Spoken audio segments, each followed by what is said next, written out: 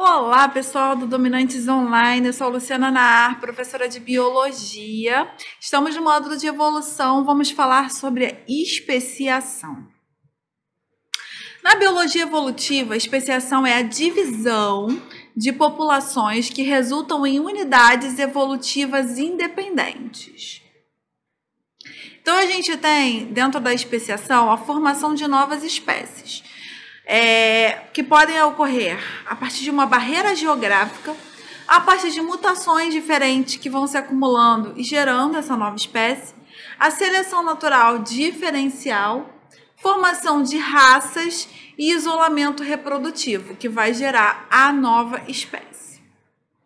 O isolamento geográfico é quando ocorre o aparecimento de barreiras ecológicas que separam as populações em grupos isolados, que passam a não mais trocar genes entre si. Então, tem que haver uma barreira geográfica, né? Por exemplo, a formação de um rio ou a queimada que devastou um local e separou uma área da outra, né? Uma erupção vulcânica, enfim, alguma barreira que apareça, né, para que as populações elas se separem e comecem a não mais cruzar entre si, não mais trocar genes entre si.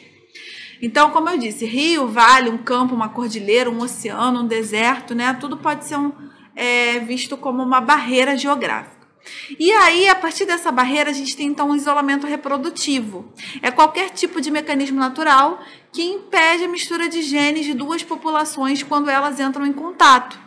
Os mecanismos de isolamento reprodutivo podem ser definidos como propriedades biológicas que impedem o cruzamento entre indivíduos de populações real ou potencialmente simpátricas, que seja da mesma região, ok? Então, esses mecanismos, eles podem ser classificados do seguinte modo. A gente tem os mecanismos pré-zigóticos, que impedem a fertilização e formação do zigoto antes do embrião ser formado, né? E temos os mecanismos pós-zigóticos. A fecundação ocorre, só que os zigotos formados vão ser híbridos, mas, ou seja, vão ser misturados, mas não são viáveis, né? Ou vão dar origem a indivíduos fracos ou estéreis, eles não vão conseguir propagar a população. Nos mecanismos pré-zigóticos, a gente pode ter o habitat influenciando. As populações elas vivem na mesma região, mas elas ocupam diferentes condições ambientais, pode ser. Pode ser sazonal ou temporal. As populações elas ocorrem na mesma região, mas elas apresentam a maturidade sexual em épocas diferentes. Pode ser um mecanismo etológico, que acontece nos animais, né? As populações elas são isoladas por comportamentos diferentes e incompatíveis antes mesmo do acasalamento acontecer.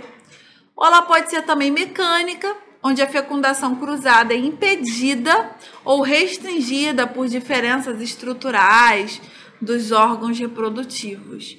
Ou pode ser simplesmente uma incompatibilidade gamética, né? Os gametas não sobrevivem naqueles determinados órgãos reprodutivos que eles consideram como estranhos. Então, dentro dos mecanismos pré-zigóticos, a gente tem essas diferentes condições aí. E com relação aos mecanismos pós-zigóticos, a gente pode ter uma inviabilidade ou debilidade do híbrido e a esterilidade do híbrido, né? Os híbridos eles não nascem estéreis porque os órgãos reprodutivos não se desenvolvem completamente, ou o processo meiótico é anormal. Um exemplo bem característico disso é a mula, né? A mula, o jumento, né? Cruzamento da égua, a mula, o burro, cruzamento da égua com o jumento lá, eles não geram indivíduos estéreis. A mula, ela acaba nascendo estéril, ela não consegue propagar. Por quê? Porque foi gerada de um cruzamento entre híbridos, né? Indivíduos que não são da mesma espécie. A origem de novas espécies, então, ela pode ser gerada através de fenômenos chamados anagênese, né? Na anagênese, a população ela vai se modificando gradativamente em função de uma contínua alteração nas condições ambientais, o que resulta numa população tão diferente da original, que pode ser considerada uma nova espécie, mas ela é bem gradual, ok? Ou então por cladogênese. As novas espécies se formam por irradiação adaptativa. Se você não lembra o que é irradiação adaptativa, eu falei na videoaula sobre órgãos análogos, tá? A partir de grupos que se separam da população original e se adaptam a diferentes regiões. Depois de longo tempo de isolamento, as populações elas vão originar uma nova espécie. Então, eu falo no finalzinho da aula sobre evidências evolutivas, o que é a irradiação adaptativa, né? Que, na verdade, é o surgimento de várias espécies diferentes a partir de um ancestral comum. Então, isso acontece por cladogênese. Então, vamos lá. Você tem uma população inicial. Dessa população inicial, acaba acontecendo o que a gente chama de isolamento geográfico, né? Formou um rio ou um deserto ali que separou as espécies. E aí, essas duas espécies que estão isoladas, elas vão sofrendo mutação e seleção de acordo com a região onde elas foram ficando, né? E aí você vai gerando raças ou subespécies. Olha como é diferente, né? As raças ou subespécies de acordo com o local aonde você ficou. Até gerar o que a gente chama de um isolamento reprodutivo. E aí, quando essas espécies elas se juntam de novo, elas não mais se reproduzem, então a gente passa a chamar elas de novas espécies, né? Então, sofreu o fenômeno de especiação. Então, o isolamento geográfico, ele vai levar a um isolamento reprodutivo. E aí isso vai me gerar uma especiação. Então, atualmente, acredita-se que novas espécies vão surgir por diversificação de ancestrais. E como eu venho falando para vocês, isso vai gerar os famosos clados. Você pode ver, de um ancestral comum eu gero A, daqui a pouco eu ando mais um pouquinho, gero B, gero C, gero D, gero E, até chegar ao F. Basicamente, vão existir dois tipos de especiação, tá? A gente tem a alopátrica e a simpátrica. A especiação alopátrica vem do grego alos, né, que é outro, diferente. Então, ela ocorre um isolamento geográfico entre populações com o mesmo ancestral. Então, olha só, ocorreu o isolamento geográfico, a gente tinha as espéciezinhas lá, ó, eu tinha os carinhas cinzas, tinha os carinhas, um carinha mais escurinho, né? Tive uma diversidade gênica, separei essas espécies, então eu tenho dois grupos, né? Com o isolamento reprodutivo, olha só o que pode acontecer. O grupo de cima reproduziu diferente do grupo de baixo, e aí eu acabo gerando uma espécie A e uma espécie B. Já a especiação simpátrica, né? Sim, no grego significam juntos.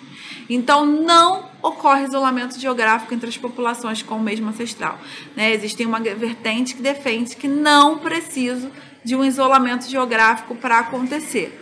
Os mecanismos envolvidos nesse tipo de especiação, eles são muito pouco conhecidos ainda. Uma hipótese são os casos de seleção disruptiva, em que novas espécies podem surgir em uma mesma região geográfica. Vou explicar para vocês já já o que seria essa seleção disruptiva. Então, olha só, eu tenho aí a mesma espécie, né, de vegetal, surgiu um rio que acabou separando, aí ficaram espécies mais escuras de um lado, espécies mais claras no meio.